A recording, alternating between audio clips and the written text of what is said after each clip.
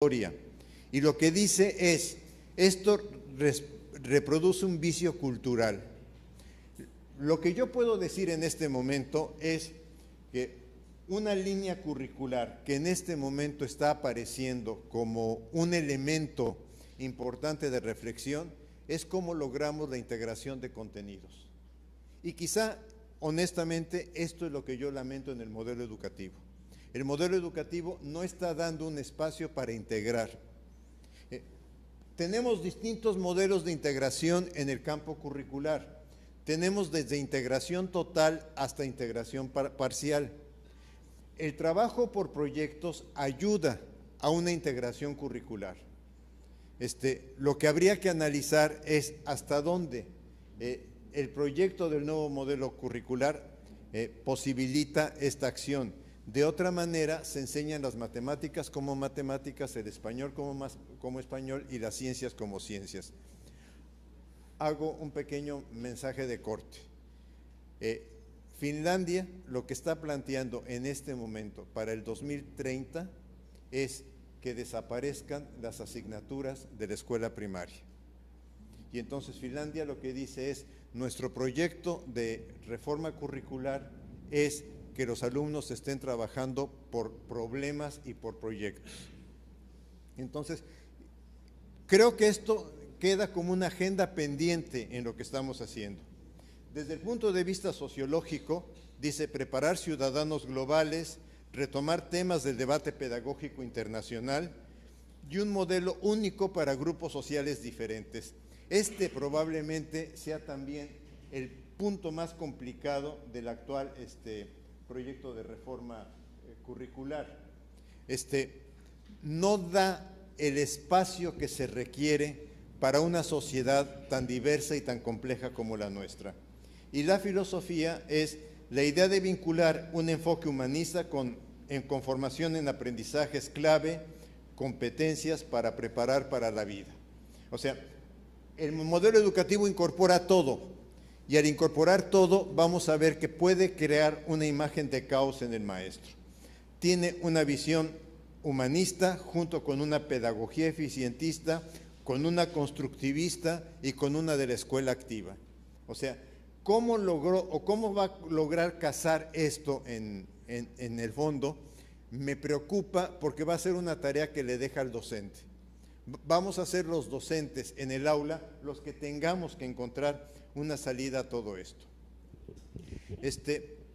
Los postulados pedagógicos centrales del modelo, el estudiante al centro, apoyarse en conocimientos del alumno, acompañar al estudiante, conocer los intereses, estimular la motivación, reconocer la naturaleza social del conocimiento, propiciar el aprendizaje situado, evaluar saberes útiles, docentes que seamos el modelo para los alumnos, valorar el aprendizaje informal, se fomenta el aprender en todo lugar, promueven interdisciplina, favorecen cultura del aprendizaje, aprecia diversidad para fomentar el diálogo, usa la disciplina como apoyo al trabajo colaborativo. Yo creo que los postulados están acorde con el debate internacional, me parece sí, que ahí es claro.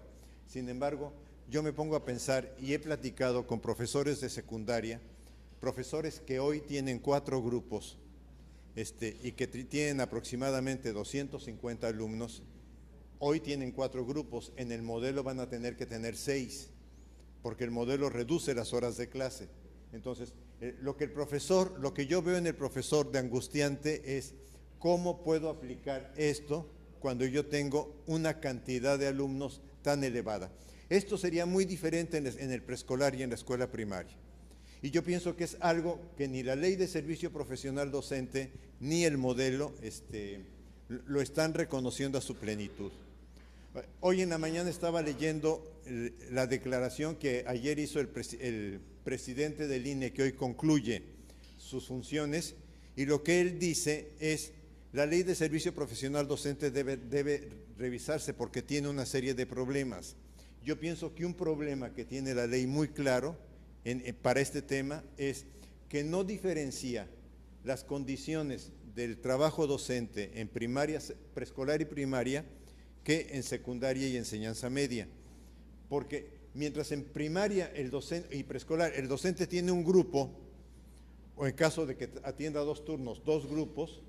En el caso de secundaria y bachillerato, el docente tiene que andar corriendo de salón en salón y de grupo en grupo, etcétera, y tiene unas condiciones mucho más difíciles, podríamos decir desde el punto de vista pedagógico, para aplicar todas estas ideas.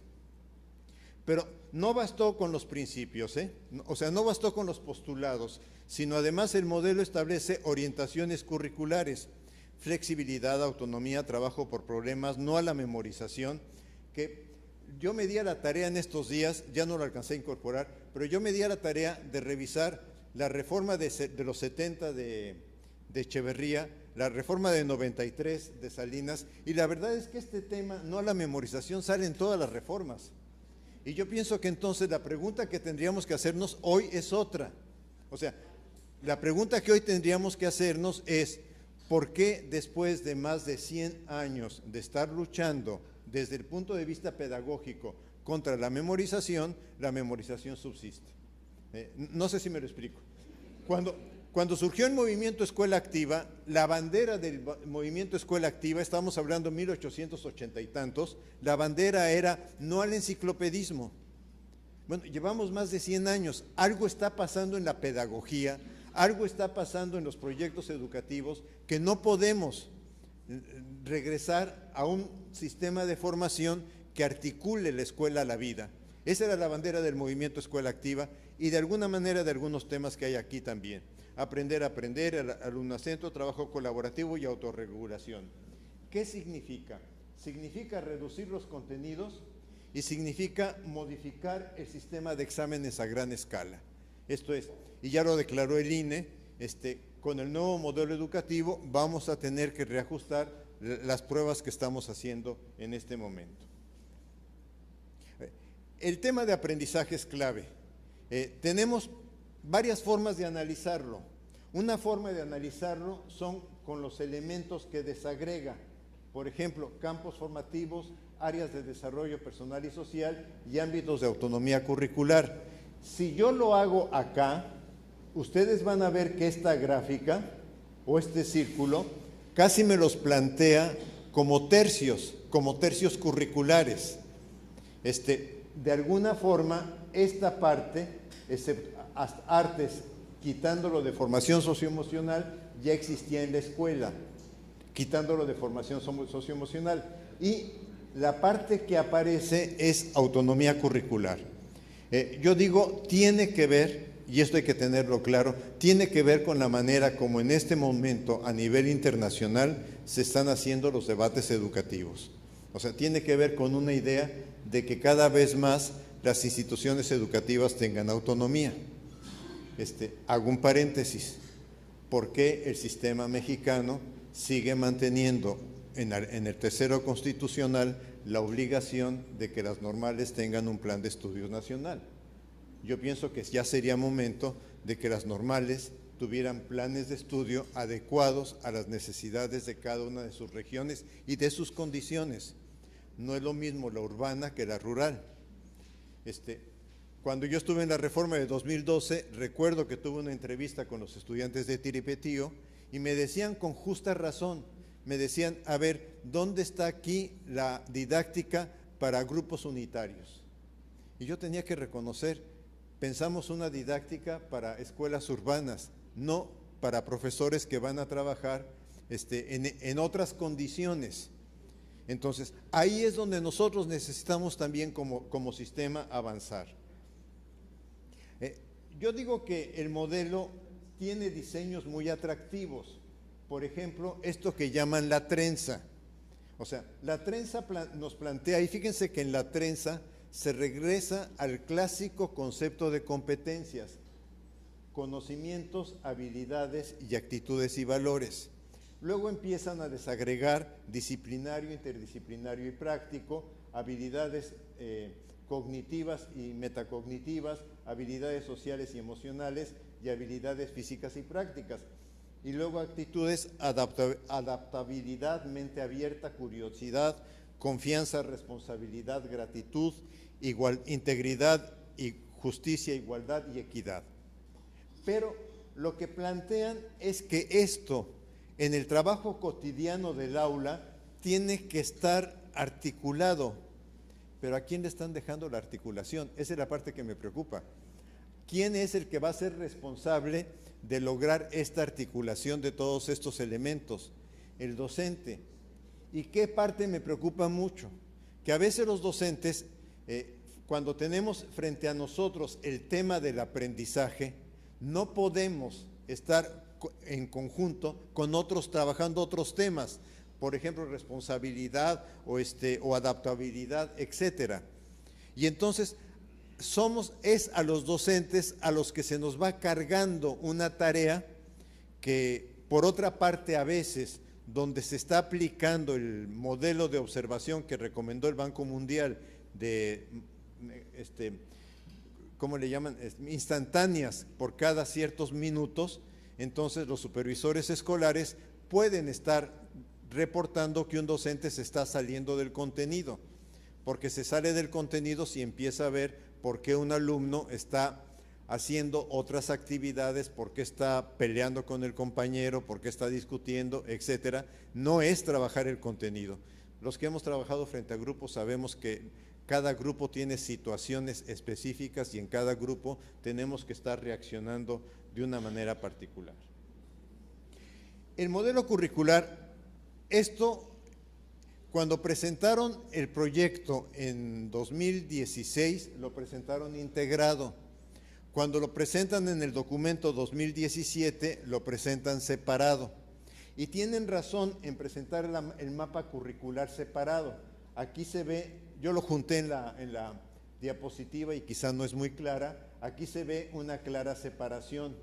Lo primero que tendríamos que decir es, el marco común curricular de enseñanza media superior prácticamente no se tocó.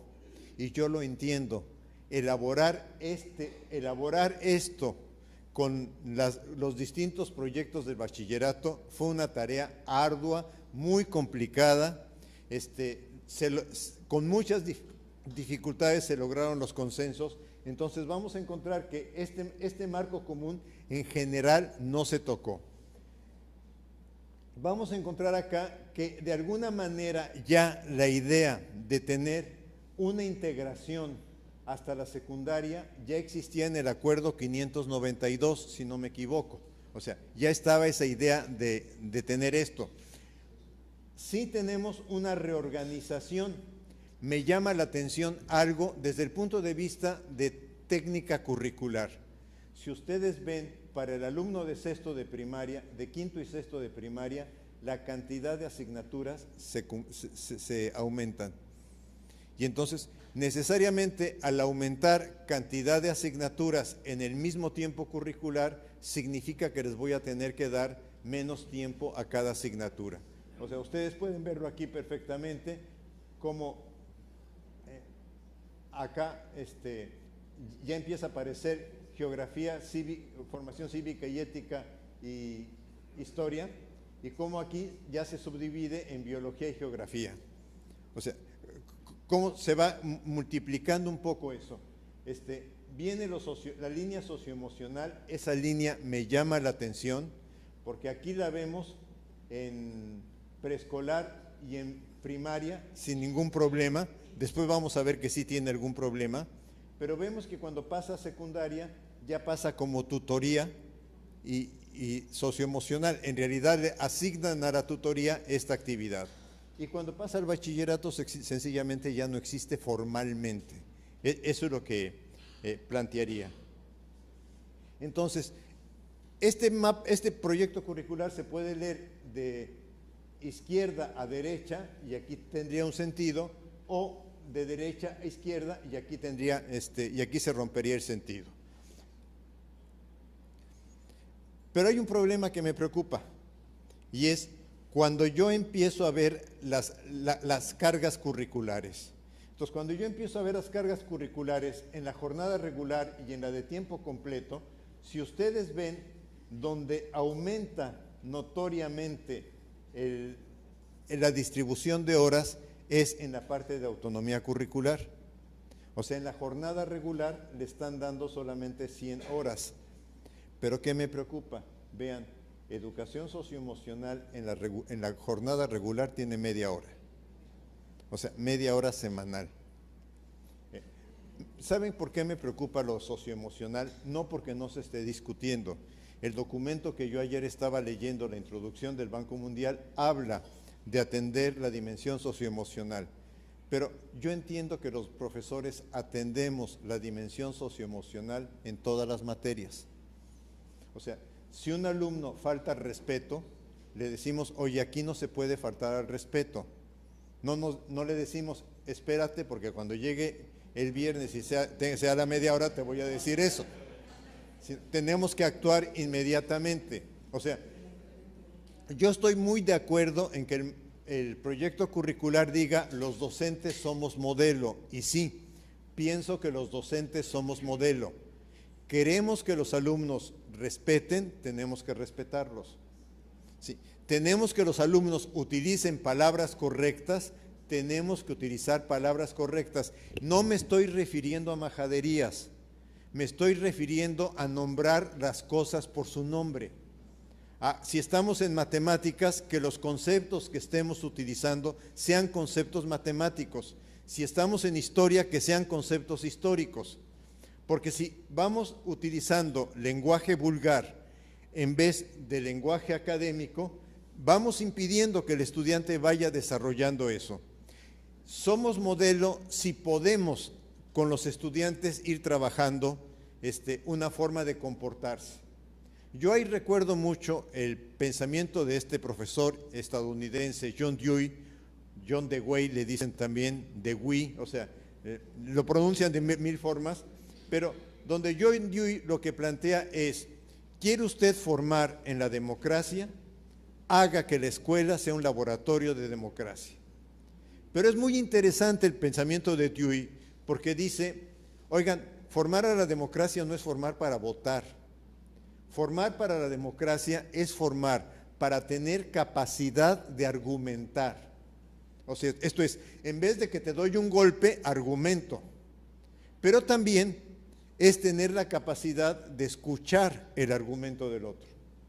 Que yo pienso que en el modelo está muy bien glosado eso. Y en esta discusión de argumentos, poder readaptar mi forma de pensar conforme vamos discutiendo los argumentos. Y si ustedes ven una gran ausencia de nuestra sociedad, es la capacidad de argumentar. Cada vez vemos más que una manifestación donde hay derecho a manifestarse, pero donde va llena de improperios, llena de insultos, etcétera, cuando tendría en realidad que llevar la dignidad de poder decir nuestro argumento central es este. Y la sociedad mexicana no lo está logrando, y yo creo que en parte la escuela tenemos responsabilidad en ello. Este es el caso de secundaria, y en el caso de secundaria ustedes van a ver que aquí no se ve porque no se ven los pesos curriculares, pero a estas asignaturas que tenían 6 horas en el actual plan de estudios, se le pasan a tener 4 horas. Entonces, ¿qué es lo que yo veo con los colegas docentes? Lo que yo veo es una cierta angustia de decir, yo tengo 24 horas, pero 24 horas antes me representaban 4 grupos. Ahora, mis 24 horas, ¿en qué me las van a colocar? Una alternativa es que me aumenten grupos de los que ya tengo, o sea, de estos de acá. Pero la otra alternativa es que me pasen autonomía curricular. No me queda claro, honestamente aquí lo puedo decir, no me queda claro si al haber puesto autonomía curricular como parte de esta visión de las políticas internacionales, no se dieron cuenta de que no podíamos tan fácilmente quitarle horas a una asignatura. Esa es la parte que me preocupa. O sea, nuestros alumnos mexicanos en la prueba PISA no salen bien en ciencias. Mi pregunta es, ¿y vamos a lograr que mejoren en ciencias reduciendo el tiempo de trabajo de ciencias en el salón de clases? Yo pienso que son cosas que en el modelo habría que trabajar, y queda esto de tutoría y formación socioemocional. Otra cosa que me llama mucho la atención, yo no sé, yo supongo que esto nada más es cosa que hicieron para presentar el modelo. Pero me llama mucho la atención, espero que no se vaya a cumplir, yo creo que no se va a cumplir en los hechos, que el viernes sea el viernes de inglés. O sea, si ustedes ven, matemáticas está, pero luego acá está inglés, y luego entonces acá concentran ciencias y biología, aquí historia, aquí geografía, etcétera.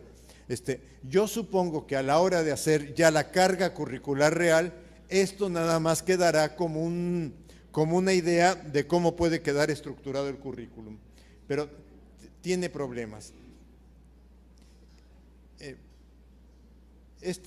Quiero ver. Se me fue, yo creo que mejor ya no la comento. Este es otro problema que veo. ¿Cómo son los programas de estudio? O sea, yo, docente, ¿cómo voy a recibir el programa de estudio de la asignatura que trabajo? Aquí, honestamente, discúlpenme, pero a veces me parece que por tratar de diferenciarse mucho del proyecto curricular anterior, se cometen excesos. Y entonces, ¿qué exceso yo veo aquí? Que no hay contenidos. Ustedes observen la estructura de los programas y no hay contenidos. Este diagrama yo lo hice, ¿eh? Este diagrama no viene en el modelo, sino yo estuve sacando parte por parte para ver, bueno, el docente cómo puede interpretar. Y entonces tiene la descripción del campo formativo, los propósitos generales de la educación básica. Está bien para que el docente entienda que él está trabajando en tercero de primaria o en primero de secundaria, pero que está trabajando para algo más amplio. Luego, los propósitos específicos del nivel educativo. Yo trabajo primaria. Luego, el enfoque pedagógico, que en realidad enfoque y orientaciones se tienden a decir más o menos lo mismo en todos los programas. Uno no puede decir aquí es autoritario y aquí es y aquí respeta al sujeto. O sea, todos empiezan diciendo la importancia de enfoques centrados en el aprendizaje, el respeto al alumno, etcétera. Luego viene algo que denominan descripción de organizadores curriculares y ejes temáticos. Esto es lo único que hay cercano a temas. Lo único que hay. Luego, sugerencias de evaluación, que en realidad yo tendría que decir enfoque, orientaciones y sugerencias, en general son bastante parecidas en todos los programas. Y luego una tabla de articulación de aprendizajes esperados. ¿Qué nos está preocupando o qué estamos viendo en los docentes? Que el elemento organizador de su clase va a ser el aprendizaje esperado, porque es lo único concreto que realmente tienen. O sea, al tener lo único concreto, el aprendizaje esperado, voy a organizar lo que voy a hacer este día o esta semana con los alumnos en función de cuántos aprendizajes esperados deseo trabajar. Me preocupa porque por una parte es regresar a la teoría de objetivos que habíamos analizado en los años 70 y por otra parte es fragmentar el conocimiento. O sea, yo que lamento honestamente de este proyecto de reforma curricular, que no le dé un espacio al propio currículum para integrar aprendizajes. O sea, si ustedes ven preguntas de la prueba PISA, van a ver que las preguntas de la prueba PISA son preguntas de integración. Piden resolver problemas en situaciones. Resolver problemas en situaciones nos tiene que llevar a usar información de distinta manera. Y me parece que el proyecto curricular no lo logró. Digo que todos estos elementos formarán parte del examen INE o del examen de Ceneval en el caso del Exani 1. Cada programa tiene su lógica. Ese es otro problema. La verdad, debo confesar, no lo logramos. Si ustedes me preguntan, oye, tú estuviste en la reforma de normales y la reforma de normales tiene el mismo problema, yo les diría, sí, tiene el mismo problema. No logramos que los diferentes equipos de diseño curricular asuman una lógica común. Como hay tantas tareas que hacer, entonces cada equipo sobre ideas básicas empieza a interpretar. Y por ejemplo, en este caso se habla de familias familia y comunidad, luego se habla de actividad comunicativa y luego ya se colocan los aprendizajes esperados, pero los aprendizajes esperados al término del curso. Cuando yo paso al caso de matemáticas, que son donde se encuentran contenidos, esto es los propósitos de matemáticas para la educación secundaria. Utilizar de manera flexible la estimación, cálculo mental, cálculo escrito, etc. Aquí tenemos 9 propósitos, pero no es para un curso en particular, es toda la matemática en secundaria. Refuerza lo que yo decía antes. Entonces el docente va a tener que ver cuál es el aprendizaje esperado en primero de secundaria y empezar a programar a partir de ahí. Estos son lo que llaman los organizadores curriculares. ¿Por qué no llamarles contenidos? Yo creo que nada más fue un prurito de que dijeran, no nos asemejamos a ninguna reforma anterior, no ganamos nada con eso. Pero además, los organizadores curriculares son tan genéricos que, podrían aparecer como el índice de un libro. Si ustedes ven, son demasiado amplios para poder orientar. No lo van a alcanzar a leer. No era mi intención que lo alcanzaran a leer, pero sí que ustedes vieran cómo después ya viene algo que sí le va a servir al docente, que es entender cuál es la dosificación de aprendizajes esperados. Y entonces aquí en matemáticas le colocan el eje, álgebra, y luego le colocan los temas, son la única vez que aparece temas, proporcionalidad, ecuaciones, etcétera, y luego ya le van colocando los aprendizajes esperados. Esto sí va a orientar al docente para decir qué es, pero no va a trabajar en función del contenido, sino va a trabajar en función de lo que se espera que el estudiante muestre como resultado del aprendizaje. Esta está muy incompleta, debo confesar. Tenía yo que tomar algún ejemplo para ilustrar. Si ustedes ven, no hay aprendizaje esperado en proporcionalidad en el tercero de secundaria. Y acá, en ubicación especial, no hay aprendizajes esperados en los 3 grados. Probablemente en esta lámina, probablemente en las siguientes láminas sí los hubiera, porque el modelo trae demasiadas hojas. Y ya vienen los aprendizajes esperados por grado, y es donde más especificación uno encuentra. Esto es de segundo de secundaria, es donde más especificación uno encuentra de lo que se está pretendiendo en el modelo. Corrigieron algo que en el documento de agosto de 16 era un poco crítico, y era decir, en 70 años no se ha hecho nada.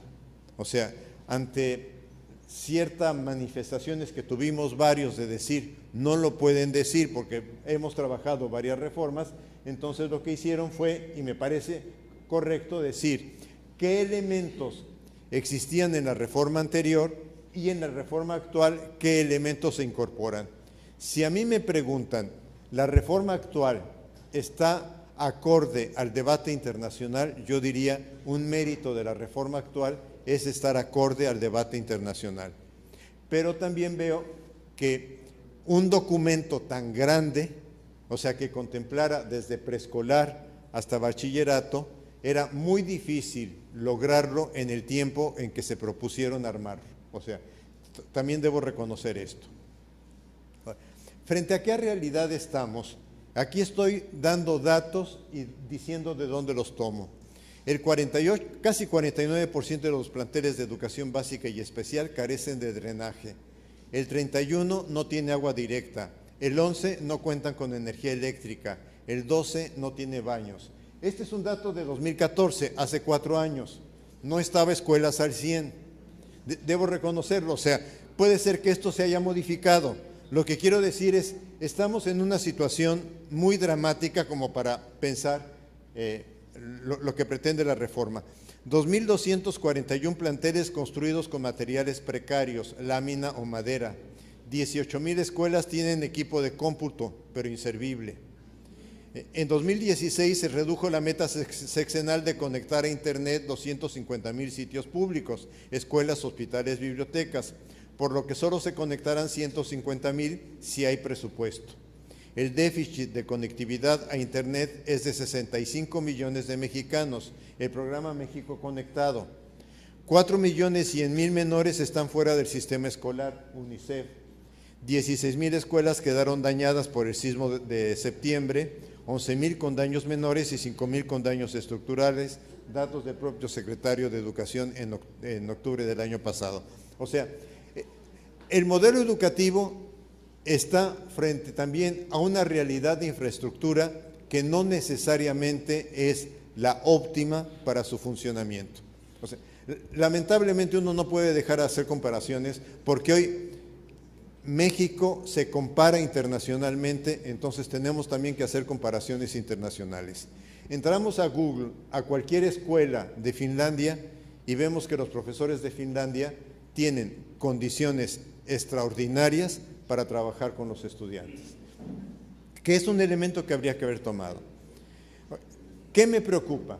Un modelo del docente en donde el docente traduce la propuesta curricular del documento Aprendizajes Clave a aprendizajes esperados en el trabajo cotidiano con los alumnos, que trabaja para lograr todos los aprendizajes esperados y desarrolla formas para evaluar si todos los alumnos lo han logrado. Esto es lo que se espera de nosotros, que logra que aprendan a leer y a escribir desde los 2 primeros años de primaria, y esta parte, yo no sé, o sea, la glosan, pero a mí me preocupa, dice, y que además logra que disfruten la lectura.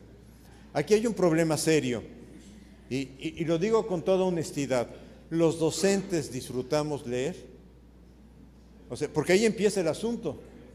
Si yo de veras, a veces a mis colegas, a los estudiantes en la facultad, les digo, ¿de qué tamaño es tu biblioteca? Y muchos se ponen a dudar, oye, no, pero dime cuántos libros tienes. Llevas 10, 15 años de docente, dime cuántos libros calculas que tienes en tu biblioteca. O sea, si los docentes no podemos disfrutar la lectura y considerar que la lectura es nuestro instrumento intelectual fundamental, ¿cómo vamos a lograr que los alumnos disfruten la lectura? Sí, no es un problema de regularlo, no es un problema de decirles, a ver muchachos, ahorita se van a poner contentos porque vamos a leer. O sea, no lo vamos a lograr así. Y yo pienso que aquí sí, las escuelas formadoras de profesores tenemos un gran reto, en serio, de ir avanzando en tareas de lectura y no en que lean un articulito, un pedacito de lo que dice un autor, etcétera, que es la manera como trabajamos con los estudiantes. Logran que sus alumnos desarrollen capacidad de argumentar y exponer ideas propias. Creo que es importante, pero considero que tenemos que tener grupos pequeños de alumnos para realmente decir, y a ver, tú dinos ahorita qué estás pensando de este tema o de este problema. Logra que aprendan matemáticas, a realizar trabajo intuitivo, encontrar las matemáticas en su entorno, usar las matemáticas para modelar la realidad y disfrutar el aprendizaje de las matemáticas. Pero ¿saben qué? Necesitamos otro docente de matemáticas. En serio, necesitamos un docente que él pueda trabajar para decir, oye, cuando vas a la tienda, a Soriana o a cualquiera de estas tiendas, tú estás haciendo operaciones algebraicas. Conviérteme lo que estás haciendo en la tienda en una operación algebraica, para que veas que el álgebra es algo que está a tu lado. Necesitamos también muchísimo desarrollar otro tipo de software para que el docente empiece a trabajar de otra manera con sus estudiantes. Y el profesor no lo va a hacer solo, eso es lo que me preocupa. O sea, conozco un profesor de matemáticas que se sienta del lado de los alumnos, proyecta una imagen al pizarrón y les dice en parejas, ahí en su pupitre, discutan qué observan. Y cuando yo le pregunto, ¿por qué lo haces? Me dice, porque mis alumnos tienen que aprender a construir conjeturas. Y eso solamente lo van a hacer dialogando entre ellos frente a un material. Pero el docente tiene que tener materiales de eso. y tiene entonces que estar formado de otra manera. O sea, no es el docente que te enseña a aplicar la fórmula de matemáticas para resolver una ecuación, sino es el docente que te enseña a preguntarte qué hay detrás de la fórmula y ver cómo esa fórmula es una expresión simbólica de algo que haces en todos los días. Logran en el estudio de ciencias y la historia que los niños desarrollen curiosidad, que aprendan a hacerse preguntas, que ya no existan preguntas de respuesta única en la escuela y que el maestro pueda decir, eso no lo sé, pero vamos a investigarlo. Me gustó en el modelo. Yo no sé si al INE le guste. En serio. Yo no sé si el INE, en el momento en que vea que un docente le dice a los alumnos, eso no lo sé, lo califique como un buen docente.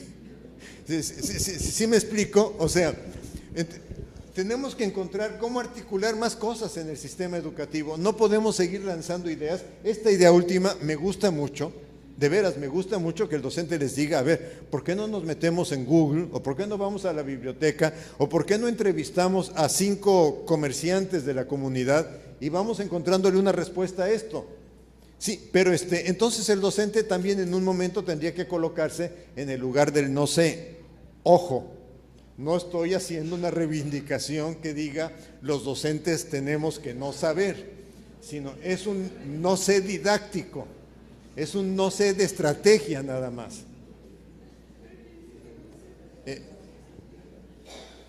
Esto a mí me parece, esto es una infidencia que me hicieron algunos colegas del modelo, debo confesarlo. Ellos me dijeron, hubo un profesor que vio en una primaria que a un docente trabajaba por unidades de construcción de aprendizaje y le gustó tanto que en el proyecto curricular de primaria inventaron para historia las UCAS. Entonces, uno dice, es que un proyecto de la nación no se puede construir así. Un proyecto de la nación necesita tener mayor fortalecimiento. Al construir UCAS en historia, uno se pregunta, ¿y por qué no construyeron estas unidades de construcción del aprendizaje en las otras asignaturas? Logran que los alumnos realicen 2 proyectos a la par que logran los aprendizajes esperados. Logran que los niños adquieran conocimiento de sí y de su relación con los otros. Logran que cada asignatura aprendan conocimientos, habilidades y actitudes. Y si ustedes ven, este era el tema de competencias. Logran la integración de los aprendizajes, por ello el currículo propone una trenza. Discúlpenme, eso no es integración del aprendizaje en los textos que hablan de integración curricular. Si ustedes me dicen, ¿tienes una respuesta para integración curricular en primaria o en secundaria? Yo les contestaría, no la tengo. Sé que es un problema que el alumno aprenda matemáticas y allá historia y acá ciencias y que no se dé cuenta que eso tiene que ver con su entorno. Y sé que tendríamos que avanzar en esta línea, pero aquí me parece que el Estado mexicano tendría que abrir espacios de experimentación. Honestamente, lo que yo veo en el papel de las grandes escuelas normales que tienen sus escuelas experimentales es que estas escuelas deberían de funcionar como las escuelas de experimentación pedagógica del país. O sea, las escuelas donde se probara y se viera hasta dónde una idea puede llevarse adelante. Creo que a las escuelas normales, honestamente, las hemos desperdiciado. Y sobre todo las que tienen escuelas experimentales, que en general son escuelas muy bien cuidadas, no conozco todas, pero puedo hablar de la de San Luis Potosí, puedo hablar de la Benemérita, puedo hablar de la Veracruzana, que son, puedo hablar de la de Coahuila, que son escuelas que tienen un cuidado especial porque la escuela experimental vaya funcionando. Yo pienso que ahí tendríamos que tener la semilla de experimentación pedagógica que reclama este país para ver hasta dónde podemos resolver algunos problemas que seguimos teniendo. Algunas reflexiones finales. El proyecto curricular presenta una estructura en cuadros muy impactantes, pero no lograron una estructura homogénea en los programas de estudio. Aceptaron que no todo en el plan de estudios es nuevo, lo cual me parece. Hay reducción de materias, o sea, biología a 4 horas para abrir el espacio de autonomía curricular. ¿Dónde van a colocar a los docentes de tecnologías? Esta es otra pregunta que he encontrado en las escuelas secundarias. ¿Y los docentes de tecnologías dónde? Una reforma curricular que genera angustia en un sector de los docentes es una reforma que tiene un problema. Es una reforma que tiene un problema serio y también tendríamos que verlo. Una estructura curricular donde no hay clara dosificación de contenidos. La dosificación vendrá en los libros de texto. Y de hecho, varias de las personas con las que hablo en este momento son con las que hacen libros de texto. Y entonces el libro de texto se va a convertir en la graduación de contenidos que el modelo no plantea. Y autonomía curricular, aceptación de la diversidad, pero el docente es garante de lo que hagan sus alumnos, que logren aprendizajes esperados, que desarrollen gusto por la materia y que sean felices. O sea, yo creo que está bien, que como una aspiración de nuestro sistema debe ser que los alumnos sean felices, pero ¿saben qué? Alumnos felices es porque la comunidad escolar, no porque el docente, porque la comunidad escolar está involucrada con ellos. Sí.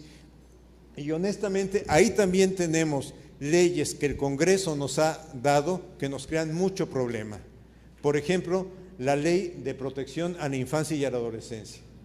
Ustedes saben que una maestra de segundo de primaria no puede dejar que un niño le abrace.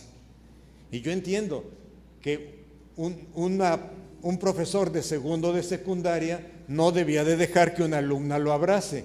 Yo entiendo eso, pero no entiendo, en serio, por qué un niño de preescolar o un niño de primero y segundo no puede abrazar a su maestra. Yo pienso que cuando hacen la ley no piensan en situaciones reales, en situaciones concretas. Y entonces, si la maestra está más preocupada por separar al niño, o si la maestra al principio del curso escolar le tiene que decir a los padres de familia, oigan, de primero, segundo de primaria, les pido su autorización porque la ley dice que yo no debo tocar al niño, pero puede haber circunstancias en que yo lo tenga que tocar porque esté triste, porque esté llorando, porque le tenga que dar un cariño, etcétera. Denme su autorización para poderlo hacer. Me parece que está rompiendo la relación pedagógica. O sea, la relación pedagógica tiene muchos elementos naturales. ¿Sí? Y también los que trabajamos con bachilleres, los que trabajamos con alumnos universitarios, de repente tenemos un alumno que se nos quiebra, que de repente nos dice, profesor, estoy en un gran problema por tal razón. Y tenemos que sentarnos y escucharlos, aunque no los podamos atender, me queda clarísimo. Me queda clarísimo que lo que uno puede hacer es decirle, mira, aquí en la institución hay un servicio de asistencia para este tipo de problemas, te recomiendo que asistas, pero no le podemos decir no te voy a escuchar, a mí no me toca escucharte. Sí, sobre todo cuando alguien abre el tema porque quiere comentarlo con nosotros. Yo pienso que por ahí las leyes a veces se nos convierten en algo que nos impide realizar nuestra tarea. Termino con 2 o 3 gráficas. Un modelo donde cupo de todo. Y mi expresión trata de decir, pobre docente. O sea, queremos productos en comportamiento logrados, enfoque de competencias, estrategias de la escuela activa, pero humanista, constructivista, eficientista, y además queremos que veamos el mundo laboral para que el estudiante esté lejos de las condiciones laborales de los docentes. ¿Cuántos alumnos atiende? ¿Cuáles son los tiempos para planear, realizar reuniones con docentes, asistir a eventos de formación académica? Miren, una lucha que estamos teniendo ahorita, estamos haciendo la investigación con un grupo de colegas, cómo funcionan los consejos técnicos escolares. ¿Por qué los consejos técnicos escolares dedican casi el 90% del tiempo a temas burocrático-administrativos y solo el 10% a temas pedagógicos? Cuando tendría que ser al revés. ¿Por qué el director no es un líder académico en el consejo técnico? Si los directores no podemos o no pueden ejercer liderazgo académico en el consejo técnico, Yo les digo mucho a los colegas directores, miren, la autoridad formal te la dan, o sea, eres el director, te la dieron. La autoridad académica la conquistas. Y la autoridad académica la conquistas si tú logras presentar ante el Consejo Técnico un proyecto que sea atractivo para todos los profesores y que logras comprometerlos al trabajo en ese proyecto. ¿Sí? Entonces, yo pienso que ahí hay un problema. De la infraestructura actual, mobiliario, biblioteca de aula, conectividad, o sea, cuando nos dicen todos los espacios que va a tener la escuela, yo digo, está muy bien y yo lo aplaudo. Lo que pasa es que eso nos va a llevar 15 o 20 años en las condiciones que tiene nuestro sistema. De la cultura escolar. La cultura escolar me importa mucho. Ambiente pedagógico, liderazgos académicos, desvirtuación del Consejo Técnico, implantación del modelo de observación de instantáneas que sugirió el Banco Mundial, aunque ahora ya le quitaron el nombre del autor Stalin, que yo diría, este es un investigador de los años 70 del estado de California. O sea, ese modelo en Estados Unidos no se aplica. Y de la diversidad social y cultural de los alumnos, padres de familia y medios de comunicación. ¿Y qué me parece una gran deuda de este sexenio?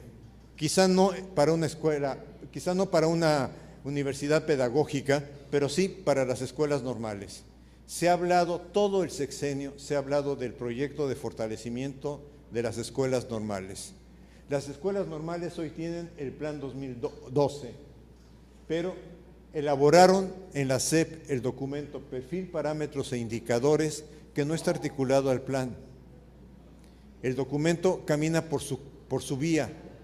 Entonces, yo estoy formando en las escuelas normales un profesor para este plan, pero para el ingreso a servicio va a tener que presentar esto. Y por otra parte, tenemos el modelo educativo que no necesariamente tampoco está completamente articulado a esto. Entonces, aquí también tengo a un docente que está como diciendo, ¿a quién atiendo? En la investigación que estoy haciendo sobre evaluación del desempeño, la respuesta de una profesora que presentó el examen me gustó muchísimo. Me dice, en esta pregunta lo que yo me quedé pensando no es cuál es la respuesta, sino qué quiere la SEP que yo conteste. O sea, es increíble porque indica que no hemos logrado hacer una articulación donde el docente pueda. ¿Qué veo en mis colegas de las escuelas normales que dicen, más allá del Plan 2012, si yo no formo al alumno en esto, no va a poder obtener la plaza? Y entonces yo tengo que orientarme en esto. Disculpen, pero este es un poco lo que traía para esta mañana. Muchas gracias.